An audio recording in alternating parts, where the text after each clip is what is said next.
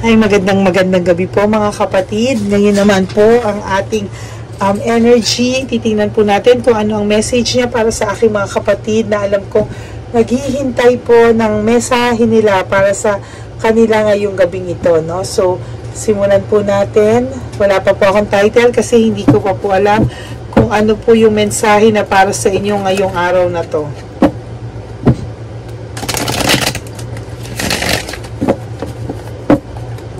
Yan. So, maraming po salamat sa lahat po ng nanonood sa channel natin. Ano? Gusto ko pong malaman nyo na na-appreciate ko po lahat ng support nyo, lahat po ng pagla-likes nyo, at yung mga nagko-comment po. Pasensya na po kung hindi ko pa po nababasa yung iba. Pero pinipray ko po kayo kahit na hindi ko po kayo nababasa pa. Lahat. Okay.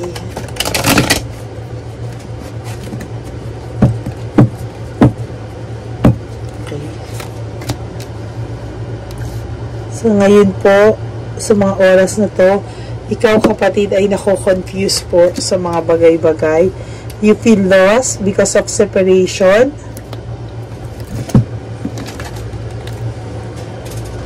Ayan po, nako-confuse ka po, you feel lost sa separation. Dahil sa separation po, so you feel lost.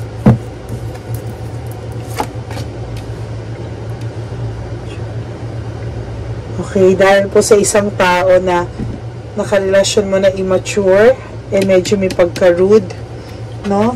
So, naghiwalay po kayo ng taong to na immature and rude.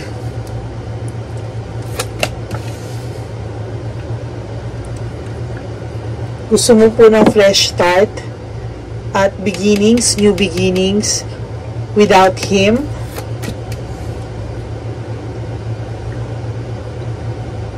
Pero ito pong lalaki ay secretly nagde-desire ng reconciliation sa'yo.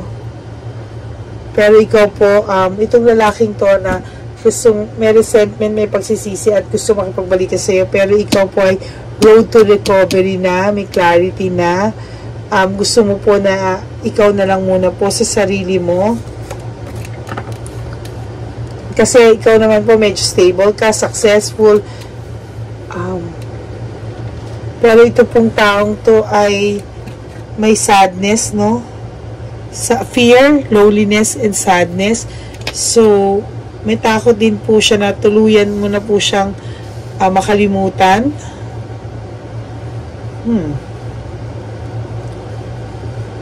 Bakit parang ikaw na po yung nagsasabi sa sarili mong hindi na to worth it mahalin? Pero siya po, strength in reverse is fear, sadness, loneliness.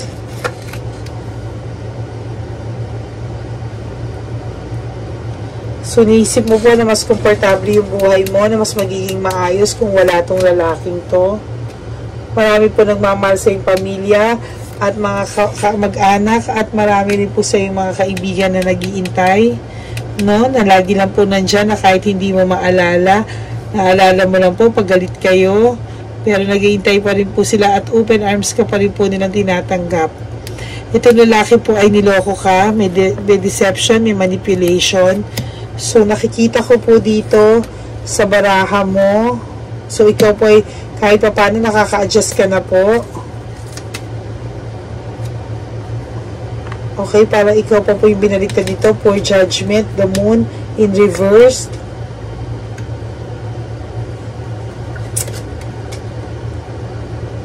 Medyo may pagka-materialistic din po itong taong to. Ayan, no? Materialism. Tapos, umaasa din po sa'yo. Ang nakikita ko pong energy ngayon dito ay parang itong lalaking po to ay sinayang ka. Okay? Sinayang ka ng lalaking ito. At, hinahawakan ko na itong energy. Sinayang ka po ng taong ito, ngunit, gusto mo na siyang palayain para sa sarili mong katahimikan. Pero itong lalaking to po ay hindi pa to sumusuko. Wala araw ko contact po sa ito, maaaring hindi man ngayon, pero kukontak po ito sa iyo, maaaring siya ay nasa difficulties. Meron po siyang difficulties na nararamdaman ngayon Hindi rin po siya makapag-desisyon kung anong gagawin. Loko-loko ka, tapos hindi ka makapag-desisyon. Na-influensyahan po siya ng mga tao sa paligid niya. Halos mabaliw ka po dito, halos mabuwang ka, anxiety, depression.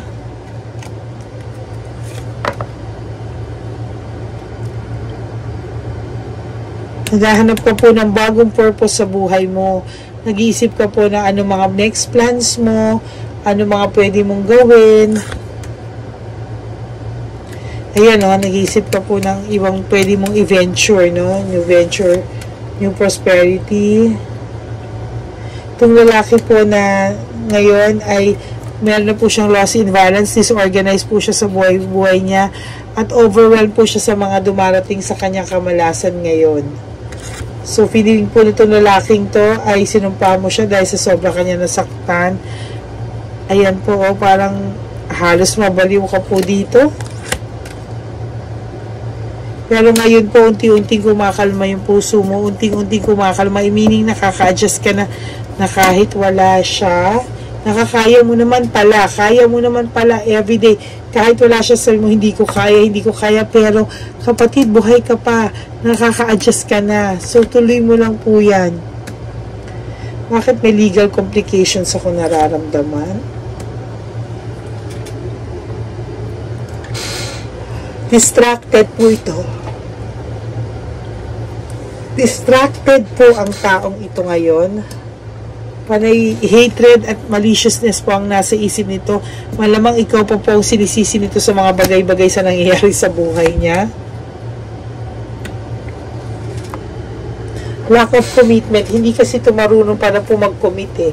Parang ang ginawa niya po, tanggap lang siya ng tanggap, paalaga lang siya ng paalaga sa'yo, pero sa totoo lang, siya mismo, kulang siya sa commitment.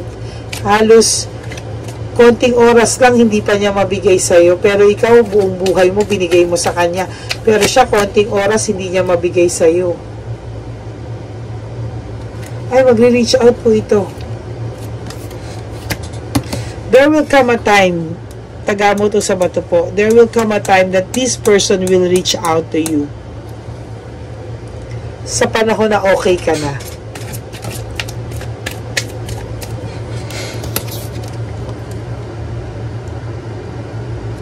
May takot po siya, tsaka confused po siya sa mga bagay-bagay. Kasi alam niya po na nasaktan ka niya na sobra.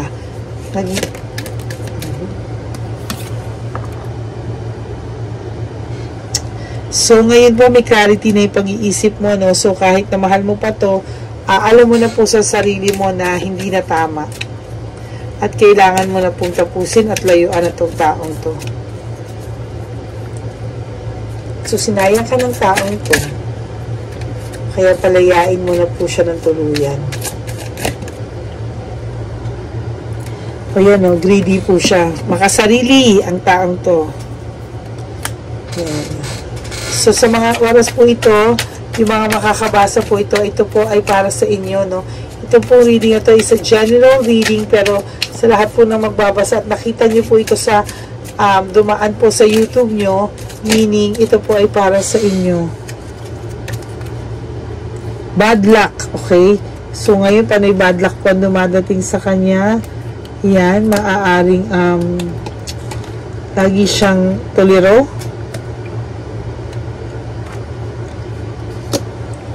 Taong to medyo may pagkakuripot po.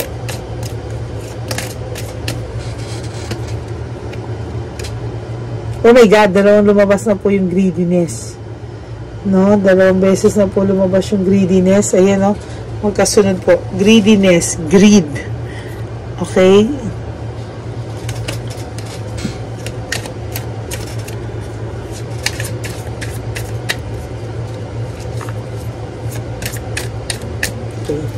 Tingnan po natin ang love oracle niya. Itong taong sumayang sa'yo.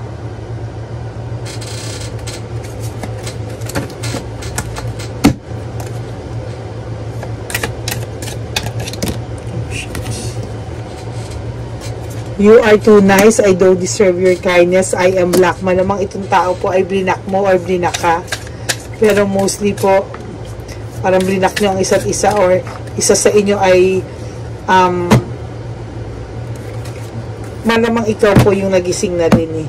Kasi tumigil siya, blinakan niya, pero ikaw, dahil sa pagbablock niya sa yung gano'n, nagising ka bigla.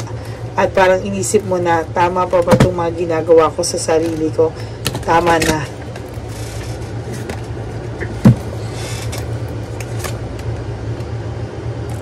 So, itong lalaking to ay alam niya pong medyo kaya mo nang lumayo siya. I need to hold back my true feelings for you. Pwede rin ikaw, no? Pwede rin ikaw na hinuhold mo na yung true feelings mo sa kanya kasi alam mo, this is a toxic relationship, this is a toxic person, a toxic man, kaya kailangan mo na i-hold yung true feelings mo for him para matanggap mo yung mga blessings na nagkakaroon ng hindrance because of this person. The way I have treated you was wrong. So, alam niya rin po sa sarili niya na kung paano kanya trinato ay mali. Maling-mali at hindi mo deserve. It is all too much. Yung nagawa niya po sa iyo ay sobrang sakit. If I could go back in time, I would handle us differently. So, kung mauulit lang daw po yung mga nangyari sa inyo, try niya o gagawin niyang hindi ka na niya masaktan, pero done na, the damage has been done. So talaga naman po ang pagsisisi nasa huli, wala naman po talagang pagsisising nasa una. So habang nasa inyo pa po yung taong mahal nyo, habang nasa sa inyo pa po yung taong inaalagaan kayo, minahal kayo, inispoiled kayo, hindi kayo pinabayaan, so wag nyo pong saktan. Kasi napakahirap na po ngayon sa panahon na to ang makahanap ng mga katulad ng tao na nanonood sa akin ngayon. Sa totoo lang. Huwag ka umiyak. Nararamdaman ko umiiyak ka sa mga oras na to. Ganun talaga. Painful memories. Pag naisip mo tong taong to, naiiyak ka dahil sa painful memories na binigay niya sa'yo. And it hurts so much. Malamang ikaw po ay sobrang nasaktan sa taong to. And I don't understand ba't kailangan mangyari itong mga bagay-bagay na to. Emotions overwhelm me. Ay, panay drama po ang naiisip mo kapag ka ganito because nasasaktan ka ng sobra. And don't treat me the way you do. I don't deserve it. Parang itong taong to hindi ka trinato ng tama. Okay? Parang para ka lang niyang sige, nandyan ka, o di okay, fine, nandyan ka. Pero, hindi po siya nag-exert ng extra effort kahit papano sa'yo. It is dark without you. You deserve better. Tama po lahat ng lumalabas na to.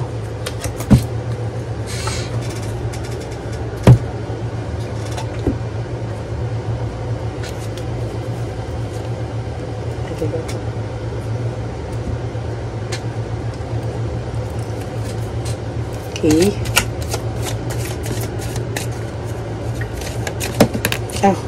Lumabas. I left you before you could left me. So, nakaramdam po itong taong to na medyo nagigising-gising ka na. Medyo, darating na yung point na ile-let go mo siya. So, ito nga po yung lumabas. We need to let each other go. Ay. Pero hindi ka po naman yung nakakalimutan. I can't stop thinking about you. Why?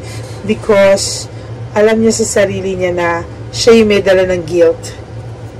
No? Siya yung mahihirapan because of situations like this. No? Mahihirapan po talaga siya na siya po yung makalimot. No? Ano ba to?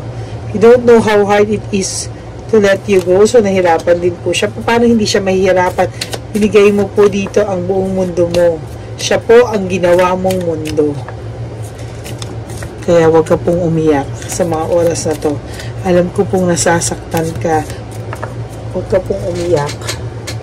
Harapin mo po ito at mag-start. No? Tingnan, anuhin nyo po na kayo ay nagkamali. Tao lang naman po kayong nagkakamali.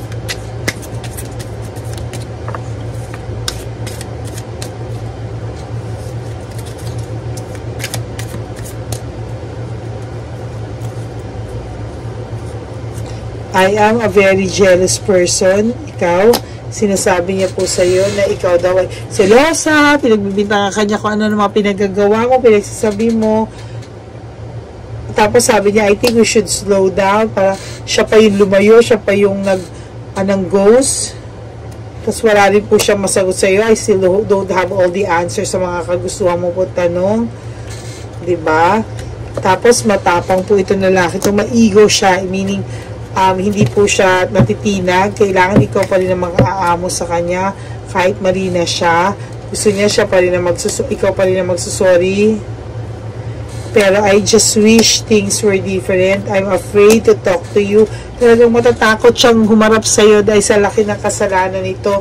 Words do hurt. Yes, pinagsalitaan mo to ng mga masasakit na salita. Yung lalaking ito po, o babae na ito, pinagsalitaan kayo. Ikaw na nanonood ng hindi maganda.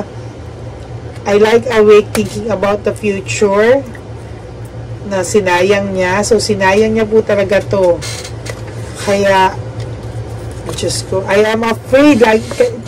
Dalawa na po yung lumalabas. So, I'm too afraid to talk to you. I'm too afraid to talk to you. Meaning, alam niya po. Pero wag ka pong wag ka pong mapanatag na I'm afraid to talk to you. I'm afraid to talk to you because one day he will reach out to you sa panahon na feeling mo sana hindi na siya mag-sorry sa iyo, hindi na siya magparamdam sa iyo. You have so many choices and options. Parang feeling mo ikaw yung huli. Ikaw yung option lang sa buhay niya. Napakadami niyang choices. Una ito, tas ikaw huli. Okay?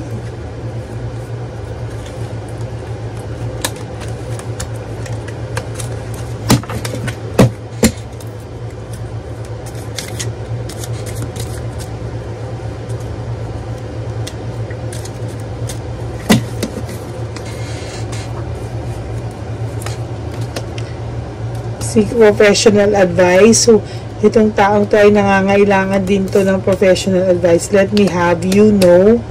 Hindi ganon yun, no? Nasaktan mo ang taong to. Hindi pwedeng palagi. Pag gusto ka niya, readily available ka. Kasi let me have you. Parang ano to, nanghihingi ka lang ng balot at bibigyan ka na parang pag gusto mo ng balot, may balot agad. No. I need time for me. Kailangan niya po ng time para sa sarili niya para makapag-isip-isip at ma-sort out lahat ng bagay because this is a very toxic relationship. Imagine you naked, mayroon pa po itong alam mo yan, mahilig sa sex. I miss you, do you? So, namimiss ka rin naman po itong taong to, pero hindi po rin talaga enough para magbago siya. Ay mabura pa po yung sakit na naibigay niya sa'yo. No, maaring sa mga panahon ngayon, ang sinasabi niya po ay chinichismis lang siya, may naninira sa kanya, pero hindi naman totoo. Ay, nako. So, yun po, no? So, lagi niya po sinasabi yan, no? So, tingnan po natin ngayon kung anong masasabi ng ating whisper of love.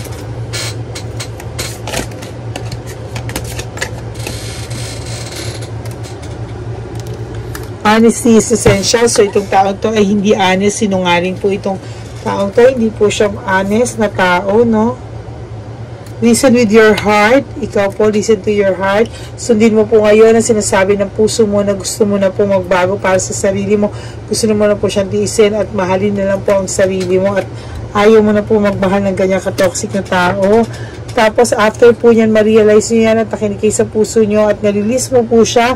Miracles and blessings every day na ang blessing na darating sa iyo, everything has gain, no? So parang lahat daw po ng nangyayari dito ay blessing from up above. You have to forgive yourself, forgive him even though hindi siya humingi ng pagpapatawad. Patawarin mo po siya, not for anything else, not for him or her, but for yourself. No, ayan po. The heart of the matter. So, nakikita po natin, ano?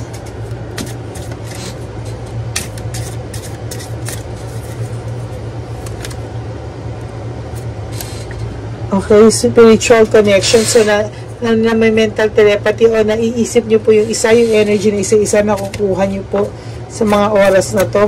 Kahit po siya ay may third party na or ano pa po ang rason ng paghihiwalay nyo, naiisip ka po niya. Pero mukhang third party po. Appreciate this moment. You have to live daw po sa present at wag daw muna po sa future. Lagi po kasi kayo tumitingin sa malayo. Yung ngayon lang daw muna po ang tingnan nyo. Physical touch.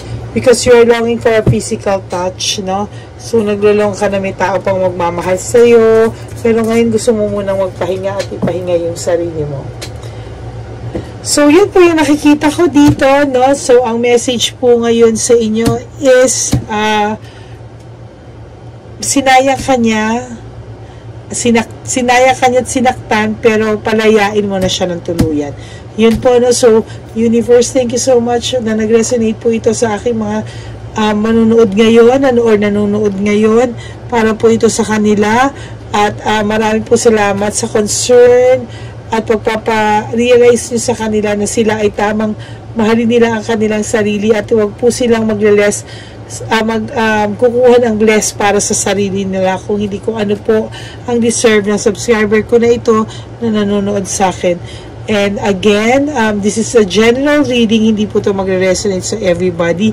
But if you think na ito pong message na to ay nag-resonate sa inyo, please do like, subscribe, and comment down below para updated po kayo sa next videos natin. Okay? So, I'll be back tomorrow. And thank you so much and may God bless you all. And for you, this energy is for you. So, you better watch again all my videos para makita mo po kung nag-resonate sa inyo ang energy ng barahan natin ngayon. Okay? Good night everyone! Thank you so much!